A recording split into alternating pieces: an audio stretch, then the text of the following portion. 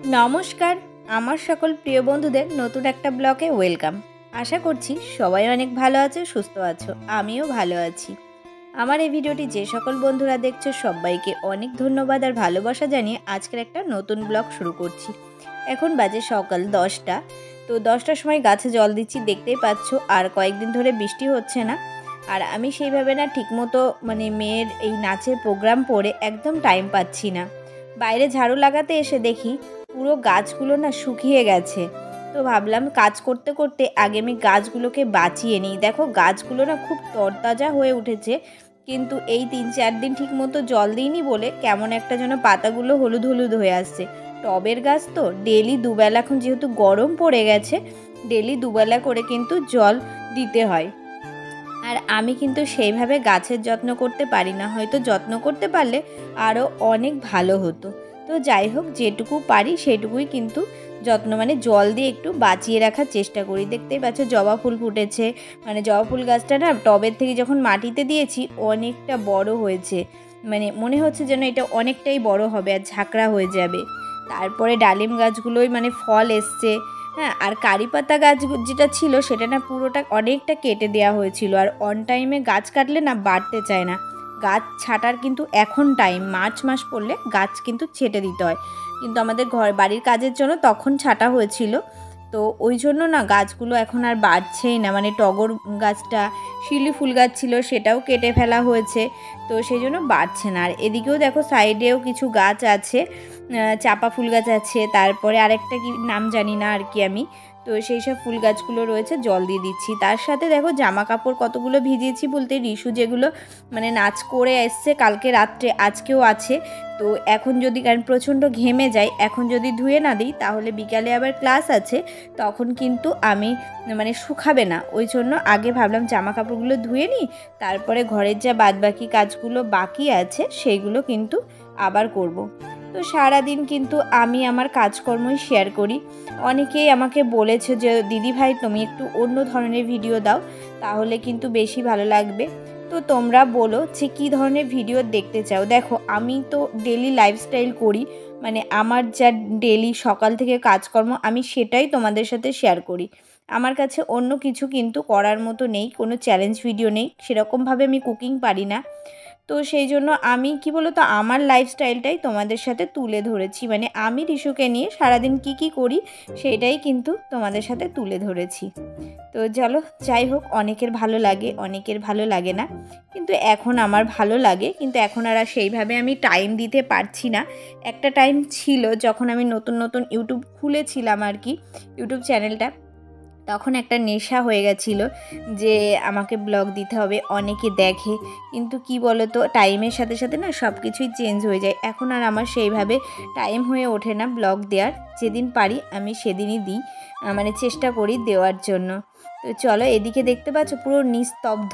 আমাদের এই পাড়াটা, আমি যেখানে এখন রয়েছি, একদম ঠান্ডা পরিবেশ, নিস্তব্ধ, সেরকম লোকজন নেই, কোনো বাচ্চা কাচ্চা নেই, একদম ঠান্ডা বলতে পারো। তো কাউকে দেখতেও পারো না, পাবে না আর কি, এরকম একটা তুমি চাইলেও কারোর সাথে তোমার দেখা হবে না, এরকম একটা কি, পাশের বাড়ির লোকজনও তাই। আর আমি ওই দিকটা একটু মুছে আসলাম, কারণ ওই গেটটা আমি খুব কমই খুলি। আমি পিছন দিক দিয়ে সমস্ত কাজ করি, আর সামনে যাওয়ার প্রয়োজন হলে কিন্তু আমি পিছন দিক দিয়েই যাই। তো এখানে দেখো এখন জল ভরে নিচ্ছি বালতিতে, এখন নিয়ে যাব ঘর মুছতে। কারণ আমার ঘরের সমস্ত গোছানোর কাজ কিন্তু হয়ে গেছে। ঘরটা মুছলে আর হয়ে যাবে প্রায় আজকের মতো আমাদের কাজকর্ম। আর রিশুকে তো আমি সকালবেলা পড়তে দিয়ে এসেছি, রিশু কিন্তু বাড়ি নেই। সকালে ওকে দিয়ে এসে কাজকর্ম শুরু করেছি। দেখতেই পাচ্ছ আমার ঘরটাগুলো ক্লিন হয়ে গেছে। যতক্ষণ না ঘরগুলো ক্লিন করা হয় আর কি, ততক্ষণ কিন্তু মনে হয় যেন কাজ অসম্পন্ন থাকে, অনেক বাড়তি কাজ থাকে। তো আমার ঘরটারগুলো যখন ক্লিন হয়ে যায় তখন মনে হয় না অনেকটা কাজ আগিয়ে ফেলেছি, এখন আমি ঝটপট করে বাদবাকি কাজও সেরে নিতে পারবো। এটাই জন্য আমার কাছে সবথেকে বড় ঝামেলার কাজ মনে হয়, অনেকটা দেরি লাগে, তাই না? তো এখানে দেখো সকালবেলা ব্রেকফাস্ট হয়েছিল, রিশুকেও টিফিন দিয়েছিলাম। তো সেই জন্য, যেহেতু আজকে অনেকটা সকালে পড়া থাকে, টিফিন দিয়েছিলাম। তো ওই জন্য বাসনগুলো ছিল, আমিও চা খেয়ে নিয়েছিলাম, এই বাসনগুলো ছিল। আর রান্নাটা কিন্তু আমি পরেই করব, কারণ একবার তোমাদের সকালে ব্রেকফাস্ট হয়েছে, তোমরা জানো যে রিশু স্কুলে না গেলে রান্নাটা কিন্তু আমি পরেই করি। তো চলো এখন বাসনগুলো ধুয়ে নেবো। আর মামামের জন্য কিন্তু অনেক কিছু কেনাকাটা হয়েছে, সেটা তোমরা মানে থাম্বনেল দেখে বুঝতে পেরেছো।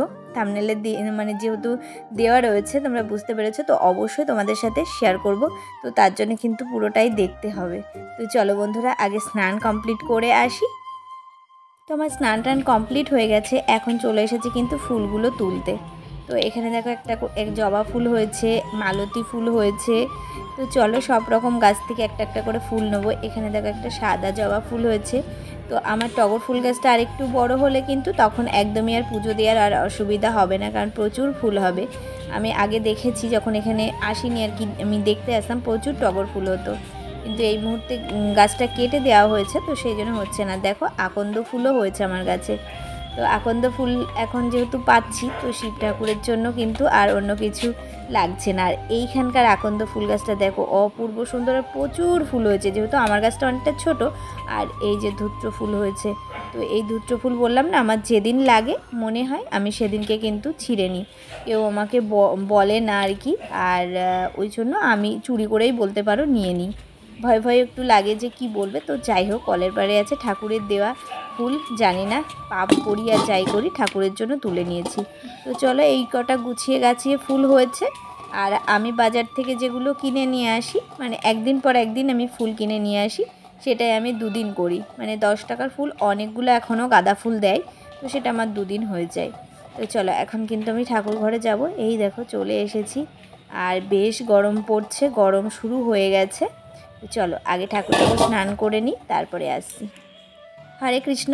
তো আমার ঠাকুরের সেবা দেওয়া হয়ে গেছে, ভোগ দর্শন করে নাও। দেখতেই পাচ্ছ গুছিয়ে গেছি, পুরো পুজোটা আমার দেওয়া কমপ্লিট হয়ে গেছে। তো এখন আমি প্রসাদগুলো নামিয়ে নেব, তো তারপরে কিন্তু নিচে যাব। আর আজকে আর কিছু আনতে পারিনি, ওই জন্য বাতাসা আর মিষ্টি দিয়েই দিয়েছি।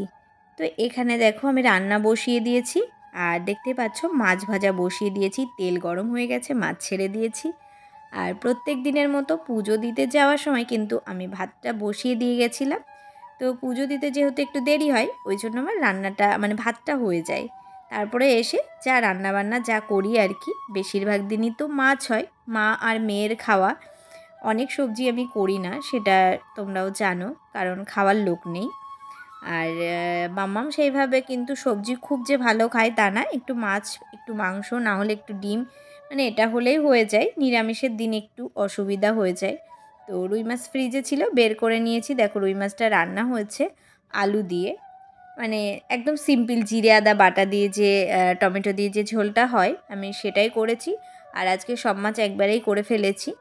আজকে হচ্ছে কিনা মা আসবে বলেছে দুপুরবেলা, তো ওই সরি দুপুরবেলা না, মানে রাত্রেবেলা আসবে। মাছটা এখনই করে নিয়েছি, কারণ আমরা তো বাড়িতে থাকবো না।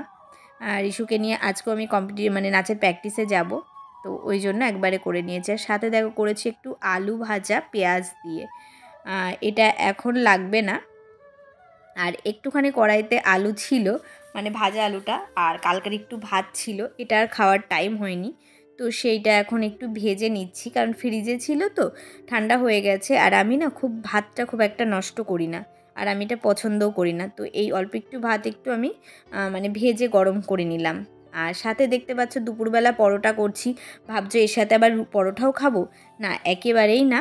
এদিকে দেখো ভাতটা ভাজা হচ্ছে, আর ওদিকে পরোটাটা হচ্ছে, কারণ রিশুর হচ্ছে আবার স্কুল মানে নাচের প্র্যাকটিসটা রয়েছে।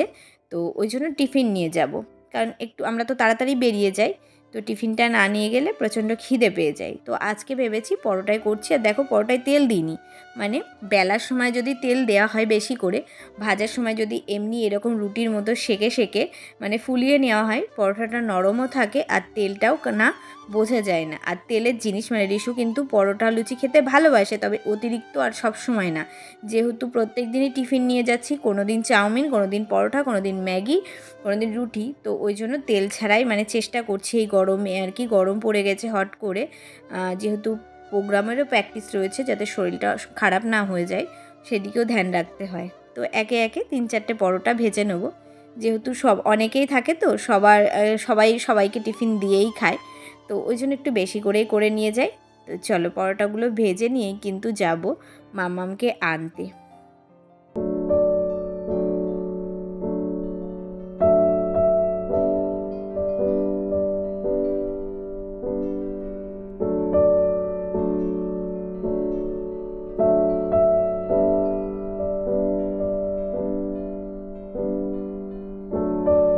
মাম্মামকে নিয়ে চলে এসেছি। তো তার মাঝখানে তোমাদেরকে কিছু জিনিস দেখাই। ওই যে বললাম যে মাম্মামের জন্য কি কি কেনা হয়েছে। প্রত্যেক বছরই ডান্স প্রোগ্রামের সময় মানে অ্যানুয়াল শোর সময় কিছু না কিছু কেনাই হয়। ড্রেস তো কিনতেই হয়, আর কিছু ড্রেস মানে স্যার দেয়, স্কুল থেকে দেয়। যেমন এই ড্রেসটা দেখো, একটা ধুতি টাইপের ঘাগরা প্যান্ট আর কি, তার সাথে একটা টপ।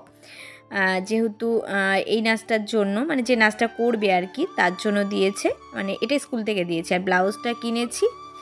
আর দেখো একটা শাড়ি দিয়েছে, যে শাড়িটা আমাদেরকে নিতে হয়েছে, এই জন্য নিতে হয়েছে কারণ ভারতনাট্যমের না যে মানে নাচের জন্য কিন্তু এইটার দরকার। আগে যেমন ড্রেস বানানো হতো, এখন ড্রেস আর লাগে না। এই ধরনের শাড়ি মানে হাফ শাড়ি হয়, যেটাকে একদম ছোট শাড়ি, হাঁটু পর্যন্ত, তো সেটা আনা হয়েছে।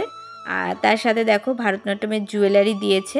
তো এই জুয়েলারিগুলো মানে এনেছে আমাদের জন্যই, এগুলোও নিতে হয়েছে। তো এই একটা টিকলি, ওর আলাদা রকম ভারতনাট্যমের জুয়েলারি কিন্তু আছে, তো সেগুলো পুরনো মডেল হয়ে গেছে।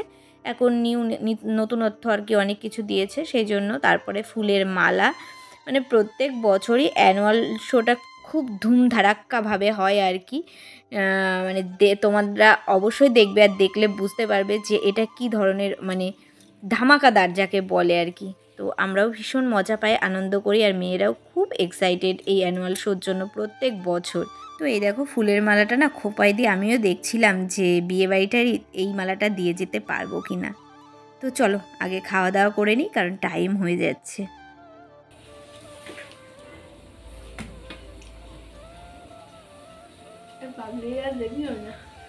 কেন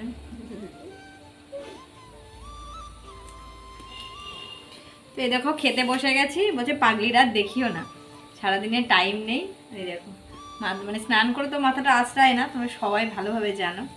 চলো খাওয়া দাওয়ার পরে রেডি হব। আর প্রত্যেক দিন এই দুপুরে ক্লাস, এই রোদে পুড়ে যাওয়া মানে ভীষণ কষ্টের ব্যাপার। এত রোদ বেড়ে গেছে, যেহেতু মাঠে হচ্ছে। কালকে তো 5টায় গেলাম, 5টার সময় ডেকেছিল, 6টার থেকে 5:30টায় গেছিলাম। তো বাড়ি এসেছি 8টায়, কিন্তু কি রোদ ছিল না। আজকে 3টেই ডেকেছে, মানে বাড়ির থেকে বেরোবো 2:30। যাই না, চলো বসে পড়বা ওই ঘরটায় বসে। তো সে বেশি কিছু রান্না বান্না করিনি, শুধু মাছের ঝোল করেছি আর আলু পেঁয়াজটা ভেজেছি, সেটা রুটির টিফিন নিয়ে যাব। যেহেতু রিশুর পড়া থাকবে দুবার, মানে প্রথম পড়াটা হয়তো ধরতে পারবো না, 5টারটা চেষ্টা করব তাড়াতাড়ি যদি ছেড়ে দেয়, না হলে সেই 7টার পড়াটা ধরতে হবে, কারণ বাড়ি আসতে আসতে ওর 9টা। আর রাতে এবার রান্নাবান্না হবে, মা আসবে, বাবা আসবে, তখন আমি এসে রান্না করবো। তো চলো বন্ধুরা, যদি খাওয়া দাওয়া করে নিই আগে, তারপর রেডি হয়ে তোমাদেরকে নিয়ে যাবো মাঠে। কোন মাঠে প্রোগ্রাম হচ্ছে। তো এই দেখো মাঠে বসে আছি, যাদের 3টেই ডেকেছে সবাই কিন্তু চলে এসেছে মাঠে প্র্যাকটিসের জন্য। আর এই দেখো আমাদের মঞ্চ তৈরি হচ্ছে, মানে পূরবী মেঘের অ্যানুয়াল শোর যে মঞ্চটা সেটা কিন্তু তৈরি হচ্ছে। এটা অনেক বড় হচ্ছে মাঠ। তো এখানে যেখানে প্রোগ্রাম হচ্ছে চাঁদপাড়া মিলন সংঘ ক্লাব মাঠে আর কি। যারা জানে তারা জানে অবশ্যই। আর এই যে মাম্মামদের প্র্যাকটিস হচ্ছে, এতক্ষণ একটু বসেছিলাম কারণ মাঠে প্রচণ্ড রোদ ছিল, তো ওই জন্য বসেছিলাম। কারণ আজকে যাদের ডেকেছে তাদের কিন্তু একবার করে টেকনিক্যাল হয় আর কি। মানে আগের দিনে প্র্যাকটিস করে যে কিভাবে ট্রেজে উঠবে, কিভাবে নামবে, কোথায় একদম জায়গাটা সেট হবে। আর এই যে প্যান্ডেলটা পুরো লাইভ টেলিকাস্ট, মানে রিয়েলিটি শো হয় না যেগুলো, তো সেইভাবে কিন্তু এটাকে মানে অ্যারেঞ্জ করা হয়েছে। তো তোমাদের সাথে অবশ্যই শেয়ার করব কিভাবে লাইটিং হবে আর কেমনভাবে সাজানো হবে মাঠটাকে, অবশ্যই তোমাদের শেয়ার করব। তার জন্য কিন্তু দেখতে হবে পরের ব্লগগুলো। আর মাম্মামরা নাচ প্র্যাকটিস করা আরম্ভ করে দিয়েছে। গানগুলো তো দিতে পারবো না, কারণ গান দিলেই তো কপিরাইট। তো চলো, আর এই দেখো মানে এটাও একটা স্টেপ আর কি। সত্যি বলছি অসাধারণ হয় এই প্রোগ্রাম।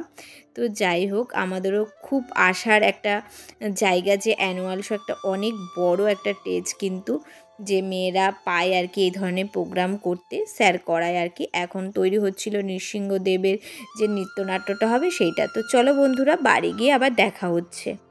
বাড়িতে চলে এসেছি, আর সাথে মা বাবাও চলে এসেছে। রিশুকে পড়িয়ে নিয়ে বাড়ি চলে এসেছি। আর হচ্ছে কিনা ঝড় বৃষ্টি আরম্ভ হয়ে গেছে প্রচণ্ডভাবে। জানি না মানে তারপরে কিন্তু আর তোমাদের সাথে সেইভাবে কন্টিনিউ ব্লগটা করা হয়নি।